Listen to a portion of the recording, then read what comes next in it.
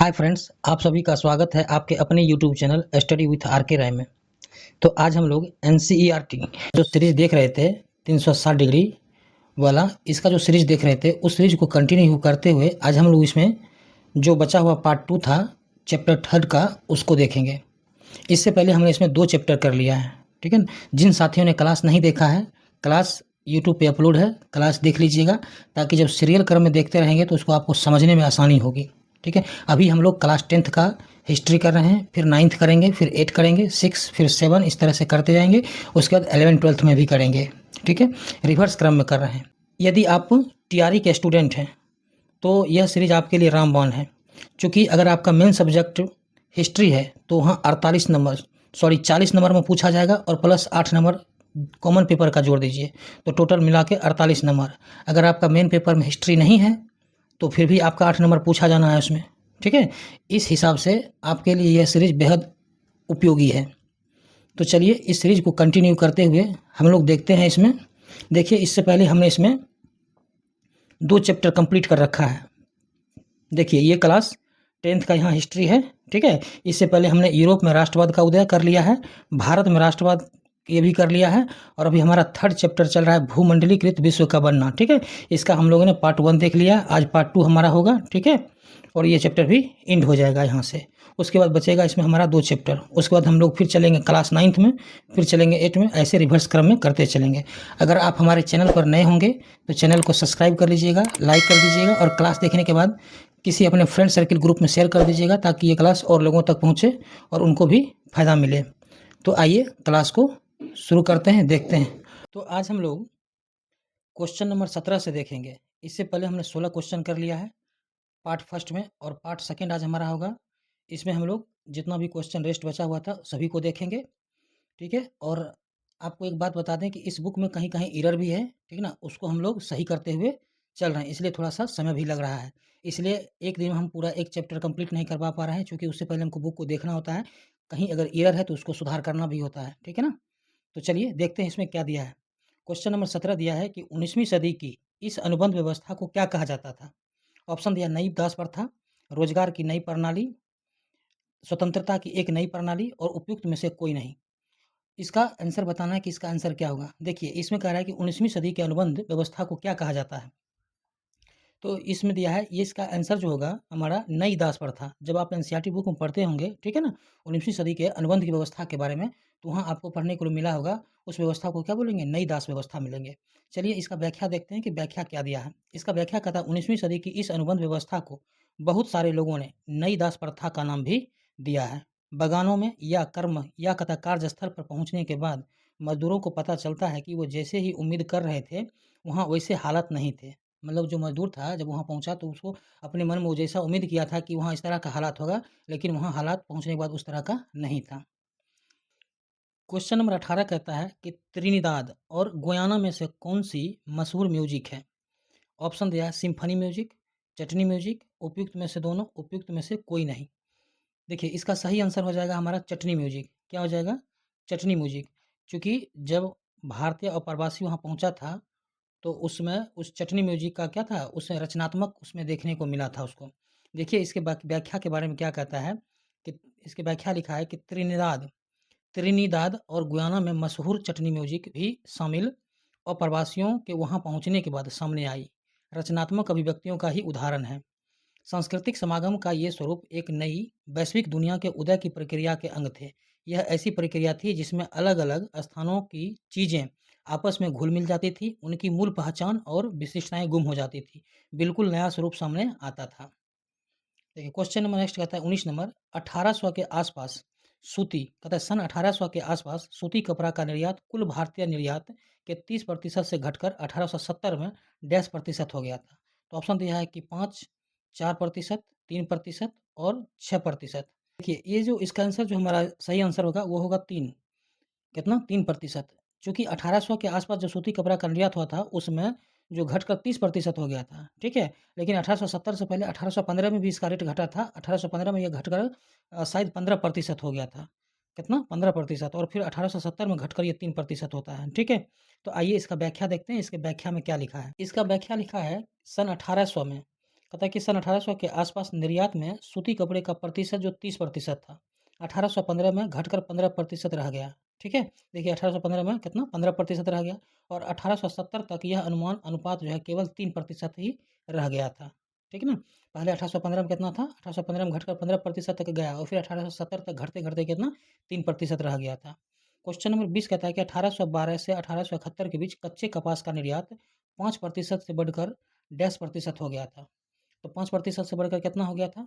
Option दिया है 40%, 35%, 45% और 30%। तो हमारा राइट आंसर क्या होगा? 35%। कितना होगा? 35%। 1871 के बीच में क्या हुआ था कि जब निर्मित वस्तुओं का जो निर्यात था, जब जब घटता जा रहा था, तो कच्चे माल का निर्यात क्या हो रहा था? बढ़ता जा रहा था। इसी बीच में जो है 1812 से 71 के बीच में जो कच्चे कपास का निर्यात था, वो घटकर कितना 35% तक हो गया था। आइए इसका व्याख्या देखते हैं कि इसका व्याख्या क्या दिया है। इसका व्याख्या कहता है कि निर्मित वस्तुओं के निर्यात घटता जा रहा था। क्या कहता है? निर्मित वस्तुओं का निर्यात घटता जा रहा था और उतनी ही तेज़ी से कच्चे माल का निर्यात बढ़ता जा रहा था। 1812 से 1871 के बीच कच्चे कपास का क्या कहता है? कच्चे कपास का निर्यात जो है 5% से बढ़कर 35% हो गया था। कितना? 5% से बढ़कर कितना हो गया था? 35% हो गया था। क्वेश्चन नंबर 21 कहता है कि प्रथम विश्व युद्ध के संदर्भ में निम्नलिखित कथनों पर विचार कीजिए। प्रथम फर्स्ट दिया है प्रथम विश्व युद्ध दो खेमों के बीच लड़ा गया था। यह एक पाले में ब्रिटेन, फ्रांस और रूस थे। दूसरे पाले में जर्मनी, ऑस्ट्रिया, हंगरी और कहता ऑटोमन तुर्की थे। सेकंड कहता प्रथम विश्व युद्ध अगस्त 1914 में शुरू हुआ था और 4 साल से भी ज़्यादा चला। थर्ड कहता प्रथम विश्व युद्ध में लगभग 90 लाख से ज़्यादा लोग मारे गए थे। और फोर्थ दिया है कि प्रथम विश्व युद्ध होने के बाद परिवार की आय बढ़ी थी। उपयुक्त में से पूछ रहा है कि सत्य कथन कौन सा है? सत्य कथन के बारे में पूछ रहा है। ऑप्शन दिया है केवल 1 और 2, केवल 3 और 4, ऑप्शन सी दिया है केवल 1, 2, 3 और उपयुक्त में से कोई नहीं, उपयुक्त में से सभी दिया है। तो आइए देखते हैं कि आंसर इसका क्या होगा। इससे पहले हमें स्टेटमेंट देखना होगा। चलिए इसको क्लीन करते हैं और देखते हैं। इसमें कहता है कि प्रथम विश्व युद्ध फर्स्ट दिया प्रथम विश्व युद्ध 2 खेमों के बीच लड़ा गया था। ये बात सही है, 2 खेमों के बीच लड़ा गया था तथा एक पाले में ब्रिटेन, फ्रांस और रूस थे। अच्छा, जिस पाले में फर्स्ट पाले में जो कहता है ब्रिटेन, फ्रांस और रूस थे, उसको मित्र राष्ट्र बोलते थे। उसको क्या बोलते हैं? उसको बोलते हैं मित्र राष्ट्र। ठीक है? ये और एग्जाम में क्वेश्चन बनता भी है कि मित्र राष्ट्र में कौन-कौन देश शामिल था। ठीक है ना? इसको याद रखेंगे। तो मित्र राष्ट्र में कौन-कौन था? ब्रिटेन हो गया, फ्रांस हो गया, रूस हो गया।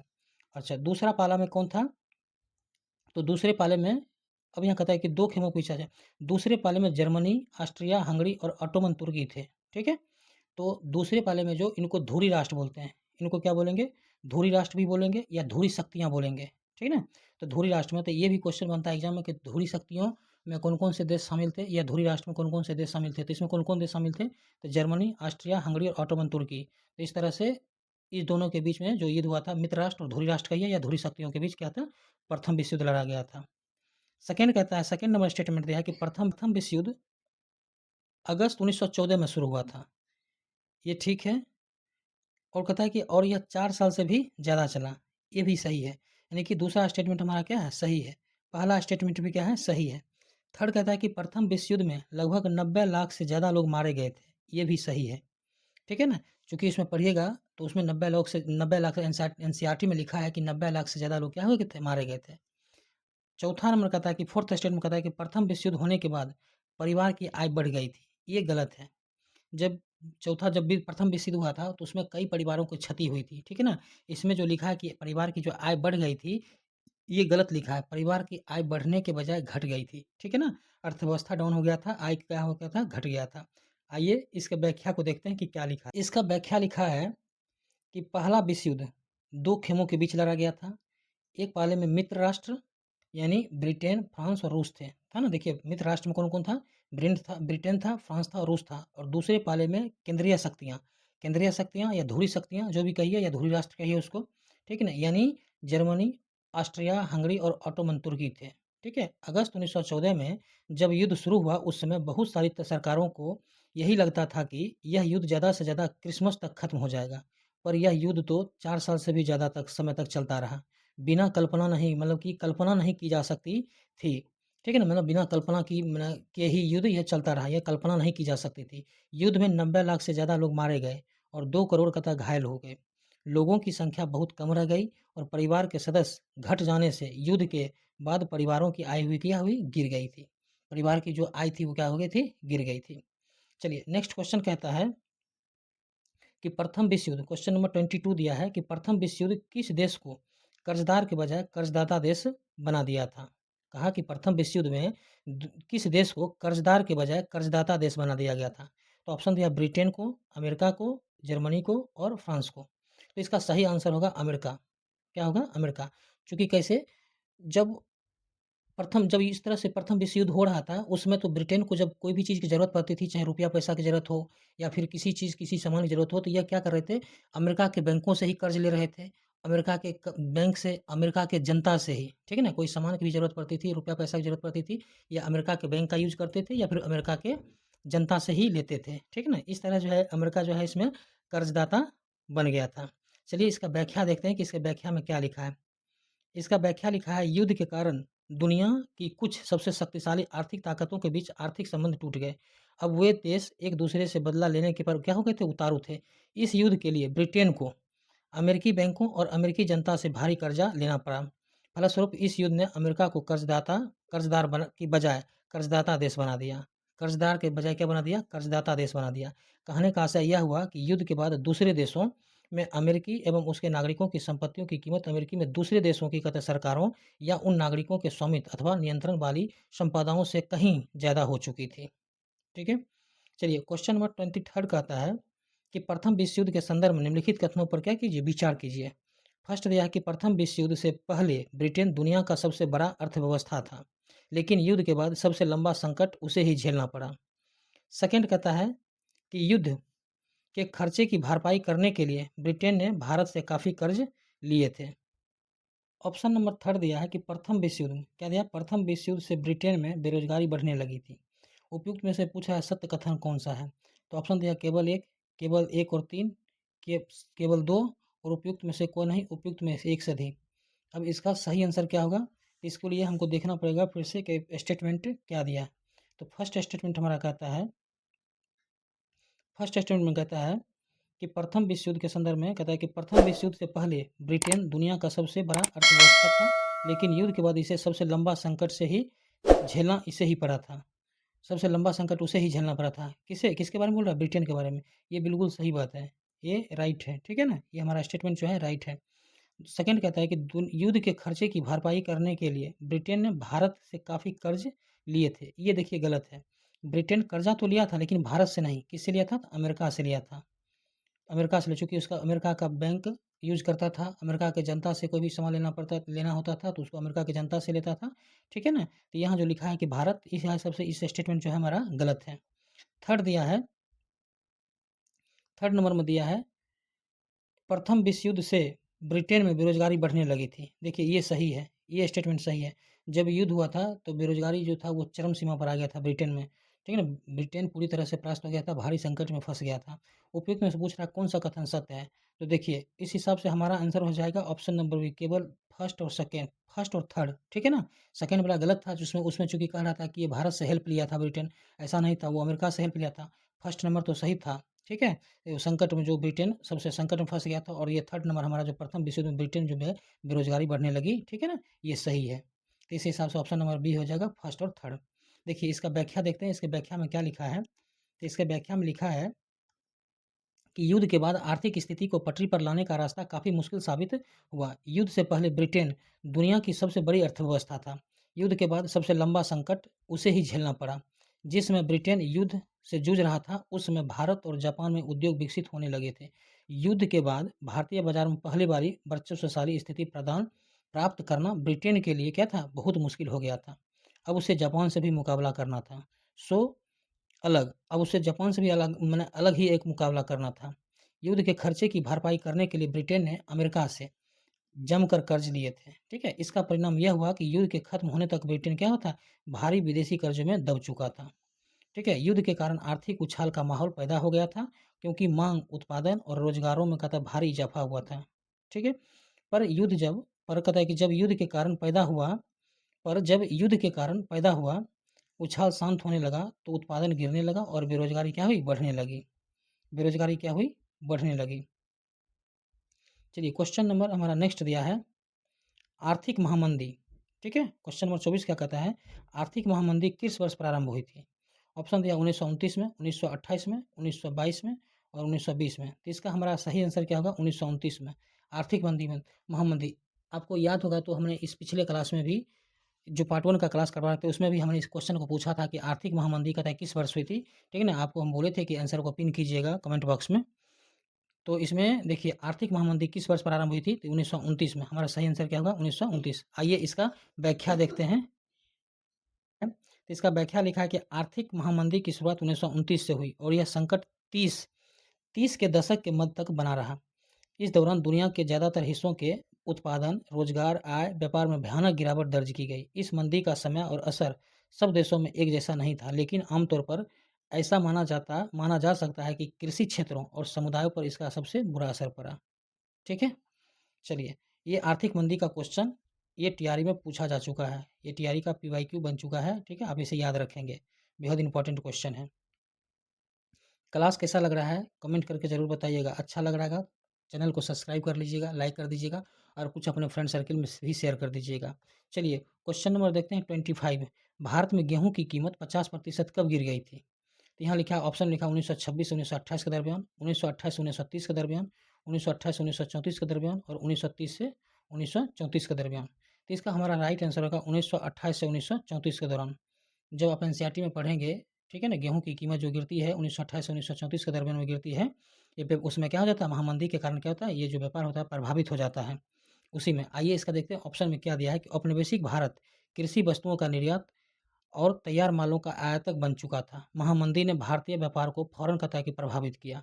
1928 से 1934 के बीच देश के आयात निर्यात घटकर लगभग आधे रह गए थे। जब अंतर्राष्ट्रीय बाजार में कीमतें गिरने लगी तो यहाँ भी कीमतें क्या गई थी, नीचे आ गई। 1928 से 34 के बीच भारत में गेहूं की कीमत 50% गिर पड़ी। उसमें कितना कीमत गिर गया था? 50% गिर गया था। चलिए नेक्स्ट क्वेश्चन दिया है 1928 से 34 में भारत में गेहूं की कीमत 50% तक क्यों गिर गई थी? बाढ़ के कारण, महामंदी के कारण, उसके बाद यह उत्पादन के कारण, क्या कहता है, उत्पादन के कारण, सॉरी कम उत्पादन के कारण। ऑप्शन सी कहता है कम उत्पादन के कारण और डी कहता है उपयुक्त में से कोई नहीं। तो इसका हमारा सही आंसर क्या होगा? देखिए इसका सही आंसर होगा उपयुक्त में से कोई नहीं। क्या होगा? तो इसको नीचे कर लेते हैं। चलिए इसका सही आंसर होगा उपयुक्त में से कोई नहीं, ऑप्शन नंबर डी। अब देखिए कैसे, यहाँ जो कह रहा है कि गेहूं का उत्पादन जो है कैसे कैसे 1928 से 34 के बीच में कैसे प्रभावित कहता है, क्यों गिर गया था? इसमें जो उपयुक्त में से कोई नहीं इसलिए होगा चूँकि यहाँ जो कह रहा है कि बाढ़ के कारण गिर गया था, महामंदी के कारण गिर गया था, ठीक है ना? उत्पादन कम होने के कारण गिरा था, लेकिन ऐसा नहीं था। इसका जो सही आंसर होगा, इसका जो कीमत गिर गया था बाज़ार में, वो अंतर्राष्ट्रीय बाज़ार का क्या हुआ था, कीमत गिर जाने के कारण। अंतर्राष्ट्रीय बाज़ार की कीमत क्या हुई थी? नीचे गिर जाने के कारण जो है गेहूँ 1928 से 34 के बीच में 50% तक जो गिर गया था, किस लिए? तो अंतर्राष्ट्रीय बाज़ार का कीमत क्या हो गया था? गिर गया था। अंतर्राष्ट्रीय बाज़ार क्या हो गया था? डाउन हो जाने की वजह से कीमत नीचे गिर गई थी, ठीक है? तो आइए इसका इसका देखते हैं कि इसका व्याख्या क्या लिखा है। इसके व्याख्या में लिखा है कि औपनिवेशिक, क्या लिखा है? औपनिवेशिक भारत कृषि वस्तुओं का निर्यातक और तैयार मालों का आयातक बन चुका था। महामंदी ने भारतीय व्यापार को फौरन प्रभावित किया। 1928 से 1934 के बीच देश में आयात निर्यात घटकर लगभग आधे रह गए थे। जब अंतर्राष्ट्रीय बाजार में कीमतें गिरने लगी तो वहाँ भी कहता यहाँ भी कीमतें नीचे आ गई थी। देखिए 1928 से 34 के बीच भारत में गेहूं की कीमत कितना 50% गिर पड़ी थी। क्वेश्चन नंबर 27 दिया है कि द्वितीय विश्व युद्ध के संदर्भ में निम्नलिखित कथनों पर विचार कीजिए। फर्स्ट क्वेश्चन कहता है कि प्रथम विश्व युद्ध खत्म होने के बाद 2 दशक बाद द्वितीय विश्व युद्ध शुरू हुआ था। सेकंड कहता है कि द्वितीय विश्व युद्ध, यह युद्ध भी 2 खेमों के बीच हुआ था। एक गुट में नात्सी जर्मनी, जापान और इटली थे। दूसरा खेमा ब्रिटेन, सोवियत संघ, फ्रांस और अमेरिका थी। क्या थी? अमेरिका थी। थर्ड कहता है यह युद्ध 2 साल तक चला और ज़मीन, हवा और पानी में मोर्चों पर लड़ा गया। और चौथा कहता है इस युद्ध में लगभग 6 करोड़ लोग मारे गए थे। उपयुक्त में से पूछ रहा है सत्य कथन के बारे में। ऑप्शन दिया है केवल 1 और 2, केवल 2 और 3, उपयुक्त में यहाँ दिया केवल 1, 2 और 4 और उपयुक्त में से कोई नहीं, और 1 से उपयुक्त में 1 से अधिक। अब आपको इसका सही आंसर बताना होगा कि इसका सही आंसर क्या होगा। कि इसमें फर्स्ट स्टेटमेंट कहता है कि प्रथम विश्व युद्ध खत्म होने के बाद 2 दशक बाद, क्या लिखा है? 2 दशक बाद द्वितीय विश्व युद्ध शुरू हुआ था। ये देखिए ये स्टेटमेंट सही है, ठीक है ना? अब कैसे सही है इसको देखते हैं। कहता है कि प्रथम विश्व युद्ध खत्म होने के बाद प्रथम विश्व युद्ध शुरू कब हुआ था? अब आपको कमेंट बॉक्स में इसका आंसर पिन करना है कि प्रथम विश्व युद्ध शुरू कब हुआ था? देखिए प्रथम विश्व युद्ध जो है शुरू हुआ था 1914 में। कब हुआ था? 1914 में। और चला कब तक था? 1918 तक चला था, ठीक है? 1918 तक चला था और यहाँ कहता है, यहाँ आपको कहता है कि 2 दशक बाद, देखिए 1 दशक में 10 वर्ष होता है, ठीक है? 1 दशक में कितना होता है? 10 वर्ष होता है। अब यहाँ 2 दशक कहता है तो यानी कि 20 साल कहता है। अब देखिए 1914 से युद्ध शुरू हुआ था और 18 में खत्म होता है, तो 18 के बाद जाके 18-20 कितना हो जाता है? 18-20 38 हो जाता है, ठीक है ना? तो कहता है कि 2 दशक बाद द्वितीय विश्व युद्ध अच्छा और द्वितीय विश्व युद्ध शुरू कब हुआ था? तो द्वितीय विश्व युद्ध शुरू हुआ था हमारा 1939 में। कब हुआ था? 1939 में। अब आपको कमेंट बॉक्स में आंसर ये पिन करना है कि द्वितीय विश्व युद्ध 1939 से लेकर शुरू तो हुआ था, लेकिन इसका समाप्ति कब हुआ था? द्वितीय विश्व युद्ध कब समाप्त हुआ था? ठीक है ना? इसका आंसर आपको कमेंट बॉक्स में पिन करना है। तो चलिए, हम लोग बात कर रहे थे क्वेश्चन पे कि जब यहाँ 1939 में ये जो है, इसमें 2 दशक बाद कहता है, चूँकि 18 में युद्ध समाप्त होता है और 2 साल यानी कि 20 साल हो जाता है, 2 दशक में 10-10 साल करके 2 साल, यानी कि 20 साल हो गया और 20 साल में क्या हो जाता है, तो 18-10, 18-20, 38 हो जाता है और 1939 में हमारा युद्ध क्या हुआ था? शुरू हुआ था। तो इस हिसाब से ये स्टेटमेंट जो कहता है कि द्वितीय विश्व युद्ध का जो है शुरू हुआ था, यानी कि युद्ध खत्म होने के बाद, खत्म होने के 2 दशक बाद द्वितीय विश्व युद्ध शुरू हुआ था। ये स्टेटमेंट सही है। हमारा ये स्टेटमेंट क्या है? राइट है। सेकंड स्टेटमेंट कहता है कि यह युद्ध भी 2 खेमों के बीच था। बिल्कुल सही है। एक गुट में नताशी, जर्मनी, जापान और इटली था। ये जो इसको इसमें धुरी शक्ति कहिए या धुरी राष्ट्र कहिए, ठीक है ना? ये सब जो आता था, ये नताशी, जर्मनी, जापान, ये सब इटली सब किसमें आता था? धुरी शक्ति में, ठीक है ना? धुरी शक्ति के अंतर्गत ये देश आता था। और दूसरा खेमा जो था ब्रिटेन, सोवियत संघ, फ्रांस और अमेरिका, ये था मित्र राष्ट्र, ठीक है ना? तो 2 खेमा था, एक तो धुरी शक्ति था यानी धुरी राष्ट्र और मित्र राष्ट्र के बीच में युद्ध हुआ था। थर्ड स्टेटमेंट कहता है कि यह युद्ध 2 साल तक चला था। ज़मीन, हवा और पानी में कहता है कि मोर्चों पर लड़ा गया था। ये थर्ड नंबर कहता है 2 साल तक चला था, तो ये गलत है। थर्ड नंबर क्वेश्चन क्या है? ये गलत है। थर्ड नंबर जो स्टेटमेंट है ये गलत है। चूँकि देखिए ये युद्ध कहता है कि 1939 में शुरू हुआ और 1945 तक चला था। चूँकि यहाँ हमको पूछ रहा है द्वितीय विश्व युद्ध के बारे में। द्वितीय विश्व युद्ध के बारे में पूछ रहा है कि द्वितीय विश्व युद्ध के संदर्भ में सही कथनों पर कहता है विचार कीजिए, कथनों पर विचार द्वितीय विश्व युद्ध के बारे में पूछ रहा है, ठीक है ना? और यहाँ दिया गया कि यह युद्ध जो है 2 साल तक चला था। द्वितीय विश्व युद्ध जो है 1939 में शुरू हुआ और 1945 में जाके इसका लास्ट होता है, ठीक है? अब हिसाब से जोड़ लीजिए कितने साल चला था? 2 साल से ज़्यादा तक चला था, यहाँ लिखा 2 साल चला है, तो ये क्या है? ये स्टेटमेंट गलत है हमारा। और चौथा स्टेटमेंट कहता है इस युद्ध में लगभग 6 करोड़ लोग मारे गए थे। ये सही है, ये सही है, ठीक है ना? इस हिसाब से हमारा देखिए राइट आंसर इसका क्या हो जाएगा? इसमें कौन-कौन हुआ? एक तो फर्स्ट सही है, ठीक है? सेकंड वाला सही है, थर्ड गलत है, फोर्थ गलत है, तो इस फोर्थ भी सही है। तो इसी हिसाब से हमारा सही आंसर क्या आ जाएगा? ऑप्शन नंबर सी हो जाएगा। फर्स्ट सही है, ठीक है, सेकंड सही है और कहता है कि फोर्थ सही है, ये है। और हमारे पास पूछ रहा है कि सत्य कथन क्या है? तो उसके हिसाब से हमारा राइट आंसर क्या हो जाएगा? ऑप्शन नंबर सी 1, 2 और 4 हो जाएगा। चलिए आइए इसका व्याख्या देखते हैं कि इसका व्याख्या क्या दिया है। इसका व्याख्या लिखा है कि पहला विश्व युद्ध खत्म होने, क्या दिया है कि पहला विश्व युद्ध खत्म होने के केवल 2 दशक बाद दूसरा विश्व युद्ध कहता है शुरू हो गया। यह युद्ध भी 2 बड़े खेमों के बीच हुआ था। एक गुट में धुरी शक्तियाँ, धुरी रक्त से मुख्य रूप से नाज़ी जर्मनी, देखिए है ना, नाज़ी जर्मनी, जापान, इटली थी और तो दूसरा खेमा मित्र राष्ट्र था। मित्र राष्ट्रों में ब्रिटेन, सोवियत संघ, फ्रांस, अमेरिका के नाम से जाना जाता था। 6 साल तक चला युद्ध। यह युद्ध जर्मनी, हवा, पानी जर्मनी कहता है यह युद्ध जो है ज़मीन, हवा, पानी में असंख्य मोर्चों पर क्या लड़ा गया। इस युद्ध में मौत और तबाही की कोई माने हद बाकी नहीं बची थी। माना जाता है कि इस जंग के कारण प्रत्यक्ष और अप्रत्यक्ष रूप से करीब 6 करोड़ लोग मारे गए थे। ये सही है। 1939 की वैश्विक जनसंख्या का लगभग 3% 3% क्या था? 3% था। करोड़ों लोग क्या हो गए थे? घायल हो गए थे। ठीक है? इस हिसाब से चलिए क्वेश्चन नंबर 28 दिया है। 28 कहता है युद्धोत्तर अंतर्राष्ट्रीय आर्थिक व्यवस्था का मुख्य उद्देश्य क्या था? 28 में क्या कहता है? युद्धोत्तर अंतर्राष्ट्रीय आर्थिक व्यवस्था का मुख्य उद्देश्य क्या था? तो ऑप्शन दिया है वैश्विक अर्थव्यवस्था बनाने के लिए, ऑप्शन बी दिया है कि औद्योगिक विश्व में आर्थिक स्थिरता एवं पूर्ण रोजगार बनाए रखने के लिए, और ऑप्शन सी दिया है कि पूर्ण उपनिवेशों में गरीबी और विकास की कमी को खत्म करना। ऑप्शन डी में दिया उपयुक्त में से कोई नहीं और उपयुक्त में से एक में से सभी। क्या दिया? उपयुक्त में से सभी। देखिए क्वेश्चन कहता है युद्धोत्तर अंतर्राष्ट्रीय आर्थिक व्यवस्था का मुख्य उद्देश्य क्या था? तो इसका जो मुख्य उद्देश्य था वो था औद्योगिक विश्व में आर्थिक स्थिरता एवं पूर्ण रोजगार को क्या करना? बनाए रखना। इसका जो मुख्य उद्देश्य था औद्योगिक विश्व में आर्थिक स्थिरता एवं पूर्ण रोजगार क्या करना? बनाए रखना। ठीक है ना? देखिए अब देखते हैं इसका व्याख्या क्या लिखा। युद्धोत्तर अंतर्राष्ट्रीय आर्थिक व्यवस्था का मुख्य उद्देश्य था कि औद्योगिक विश्व में आर्थिक स्थिरता एवं पूर्ण रोजगार क्या करना, बनाए रखना। इस फ्रेमवर्क पर जुलाई 1944 में अमेरिका स्थित कहते हैं न्यू हैम्पशर, क्या दिया है, न्यू हैम्पशर के ब्रिटेन वुड्स नामक कहते हैं एक स्थान पर संयुक्त राष्ट्र मौद्रिक एवं वित्तीय सम्मेलन में कहते हैं सहमति बनी थी। क्वेश्चन नंबर देखिए, क्वेश्चन नंबर 29 कहता है कि 1944 में अंतर्राष्ट्रीय मुद्रा कोष की स्थापना ब्रेटन वुड्स सम्मेलन में किया गया।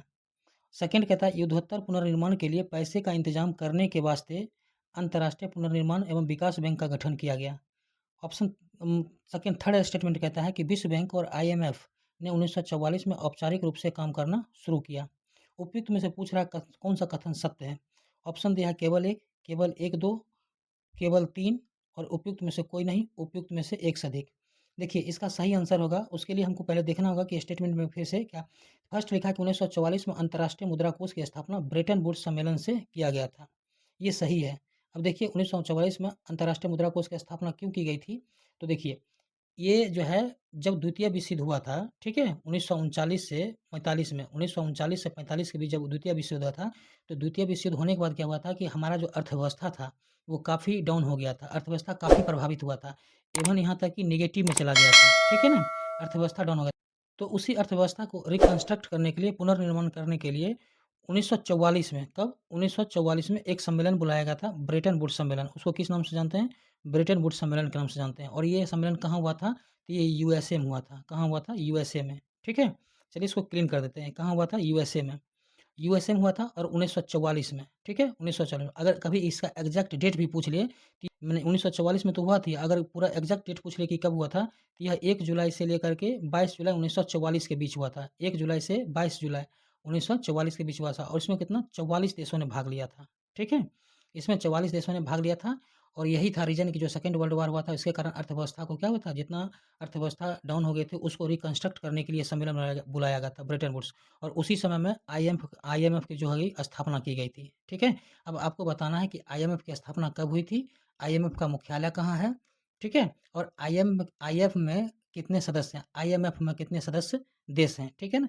आपको बताना है, ये एग्जाम पॉइंट ऑफ व्यू से बहुत ही इंपॉर्टेंट क्वेश्चन है।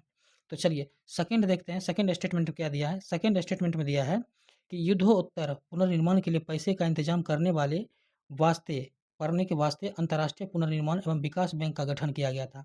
हाँ, उस समय विकास बैंक का जो गठन किया गया था उसमें आईबीआरडी को ही बोलते हैं, क्या बोलते हैं, आईबीआरडी, इसको बोलते हैं विश्व बैंक, क्या बोलते हैं, आईबीआरडी। इसका आईबीआरडी का फुल फॉर्म होता है international bank for reconstruction, international bank for reconstruction and development, ठीक है ना, इसका फुल फॉर्म है।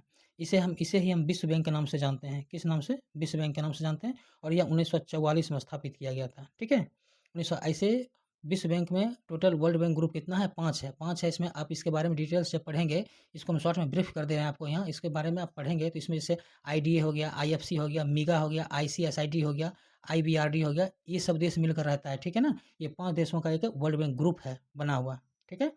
तो इसमें इस हिसाब से जो है अंतर्राष्ट्रीय पुनर्निर्माण और विकास बैंक का क्या किया गया, यहाँ गठन किया गया। चलिए थर्ड स्टेटमेंट क्या दिया है। थर्ड कहता है कि विश्व बैंक और आईएमएफ ने 1944 में औपचारिक रूप से काम करना शुरू किया था। देखिए ये यहाँ गलत है, 1944 नहीं बल्कि 1947 से काम करना शुरू किया था औपचारिक रूप से, क्योंकि 1944 में तो गठन ही होता है, ठीक है ना। और गठन होने के साथ ऐसा नहीं है कि काम करना शुरू करते, ये उसको जो है ये औपचारिक रूप से काम करना कब से, 1947 से शुरू किया था। तो ये स्टेटमेंट हमारा गलत हो जाएगा। देखिए फर्स्ट स्टेटमेंट क्या है, सही है, सेकेंड भी सही है, ठीक है, और थर्ड क्या होगा, हमारा गलत हो जाएगा। इस हिसाब से हमारा आंसर हो जाएगा ऑप्शन नंबर बी, यानी 1 और 2, केवल क्या होगा 1 और 2, चूँकि सत्य कथन पूछा है तो सत्य कथन हमारा कितना, 1 और 2 है। अब आपको कमेंट बॉक्स में आंसर बताना है कि आईबीआरडी जो विश्व बैंक है, विश्व बैंक अभी प्रेजेंट में उसका प्रेसिडेंट अभी कौन है, ठीक है। एक तो ये हो गया इसका प्रेसिडेंट कौन है, सेकंड में इसकी स्थापना कब होती है, ठीक है, इसकी स्थापना कब होती है, ये एग्जैक्ट डेट के साथ बना था। और अच्छा ये जब स्थापित हुआ था ये प्रभावी कब हुआ, ठीक है, अब इसका प्रभावी भी डेट बताना है। एक तो इसकी स्थापना डेट अलग है, ठीक है, और ये प्रभावी मतलब कब हुआ था, ये कब से मतलब प्रभाव में आया था, एक ये बताना है। और इसका मुख्यालय बताना है कि इसका मुख्यालय कहाँ है और इसमें सदस्य देश कितने हैं, ठीक है। इसे इसमें ये सदस्य देश कितने हैं। देखिए विश्व बैंक के बारे में हर एक एग्ज़ाम में क्वेश्चन पूछता है। अगर आप किसी भी एग्ज़ाम का कॉम्पिटिशन की तैयारी कर रहे हैं, तो ये बेहद ही इंपॉर्टेंट क्वेश्चन है। अगर कॉमन पेपर 40 नंबर में ही अगर यहाँ से क्वेश्चन उठा के डाल देगा, ठीक है? तो आपको परेशान कर सकता है। अब चूँकि देखिए इसमें वर्ल्ड बैंक की चर्चा किया है, तो आपके हिस्ट्री में पूछ भी सकता है। अगर ऐसा पूछ दिया कि विश्व बैंक का भी प्रेज़ेंट में अभी इसका प्रेसिडेंट कौन है? तो आप क्या कहिएगा? ठीक है ना? तो वर्ल्ड बैंक के बारे में इसलिए थोड़ा-सा इस जो भी हम पूछें क्वेश्चन को अगर आपको इसका आंसर नहीं भी पता होगा, तो फिर भी आप गूगल करके इसका कमेंट बॉक्स में आंसर पिन कीजिएगा। चलिए, इसमें तो बहुत देख लिए, आइए देखते हैं नेक्स्ट हमारा क्वेश्चन क्या है। अच्छा, इसका व्याख्या देखना बाकी रह गया, इसका व्याख्या देख लेते हैं। इसके व्याख्या में क्या लिखा है? सदस्य देशों के विदेश व्यापार में क्या लिखा है? सदस्य देशों के विदेश व्यापार में लाभ और घाटे से निपटने के लिए ब्रेटन वुड्स सम्मेलन में ही अंतर्राष्ट्रीय मुद्रा कोष, है ना? अंतर्राष्ट्रीय मुद्रा कोष यानी आईएमएफ की क्या हुई थी? स्थापना की गई। युद्धोत्तर पुनर्निर्माण के लिए पैसे का इंतजाम करने के वास्ते अंतर्राष्ट्रीय पुनर्निर्माण एवं विकास बैंक, जिसे आम बोलचाल में विश्व बैंक कहा जाता है, ठीक है? क्या कहा जाता है? विश्व बैंक कहा जाता है, का गठन किया गया। इस वजह से क्या कहता है? इसी वजह से विश्व बैंक और आईएमएफ जो कहते हैं ब्रेटन वुड्स संस्थान या ब्रेटन वुड्स ट्विन यानी कि ब्रेटन वुड्स की जुड़वा संतान भी कहा जाता है। इसी आधार पर युद्धोत्तर अंतर्राष्ट्रीय आर्थिक व्यवस्था को अक्सर ब्रेटन वुड्स व्यवस्था भी कहा जाता है। ठीक है? अब दिया है कि विश्व बैंक और आईएमएफ ने 1947 से कब से? 1947 में औपचारिक रूप से काम करना शुरू किया था। चलिए, क्वेश्चन नंबर 30 क्या कहता है? नेक्स्ट क्वेश्चन और आज ये हमारा लास्ट क्वेश्चन है। क्लास कैसा लग रहा है ज़रूर बताइएगा कमेंट करके, क्योंकि आप कमेंट करते हैं तो उससे हमें मोटिवेशन मिलती है और हमें और जो है आपके लिए अच्छा क्लास अरेंज करने में अच्छा लगता है। चलिए, विश्व बैंक कहता है, क्वेश्चन नंबर 30 कहता है कि विश्व बैंक और आईएमएफ एक फैसले को कौन से देश वीटो कर सकता है? ये देखिए, ये क्वेश्चन आसान भी है, बेसिक भी है और कहिए तो क्वेश्चन माने हार्ड भी है। बहुत अच्छा क्वेश्चन है, इसके बारे में पढ़ेंगे। ऐसा नहीं है कि विश्व बैंक के बारे में आप इससे पहले क्लास में नहीं पढ़े होंगे, तो विश्व बैंक के बारे में जानते होंगे। वहाँ तो सर्वे आप जानते ही हैं अभी देश में कौन है। तो इसका हमारा राइट आंसर क्या हो जाएगा? देखिए, इसमें दिया है ऑप्शन दिया रूस, फ्रांस, अमेरिका और जर्मनी। ठीक है ना? तो जो क्वेश्चन कह रहा है कि विश्व बैंक और आईएमएफ के फैसले को कौन-सा देश वीटो कर सकता है? तो ये पावर किसके पास है? ऑप्शन नंबर हमारा क्या आ जाएगा आंसर? अमेरिका। क्या होगा? ऑप्शन नंबर सी, इसका क्या हो जाएगा? अमेरिका। और इसके व्याख्या में लिखा है कि अमेरिका विश्व बैंक और आईएमएफ के किसी भी फैसले को क्या कर सकता है? वीटो कर सकता है। आज का क्लास यहीं समाप्त होता है। बचा रेस्ट अध्याय 4, ठीक है? इसको हम लोग देखेंगे नेक्स्ट क्लास में। क्लास कैसा लगा कमेंट करके ज़रूर बताइएगा और क्लास को अपने दोस्तों से भी शेयर कीजिएगा ताकि ये क्लास और लोगों तक पहुँचे। और क्लास अगर अच्छा लगा हो तो चैनल को सब्सक्राइब कर लीजिएगा, लाइक कर दीजिएगा, एक प्यारा सा कमेंट कर दीजिएगा क्योंकि आपके कमेंट से ही हमें मोटिवेशन मिलती है, ठीक है? तो क्लास को सब्सक्राइब करना मत भूलिएगा। Study with R K. राय को सब्सक्राइब करना नहीं भूलिएगा। चलिए, क्लास देखने के लिए बहुत-बहुत धन्यवाद। मिलते हैं फिर किसी नेक्स्ट क्लास में। Thank you.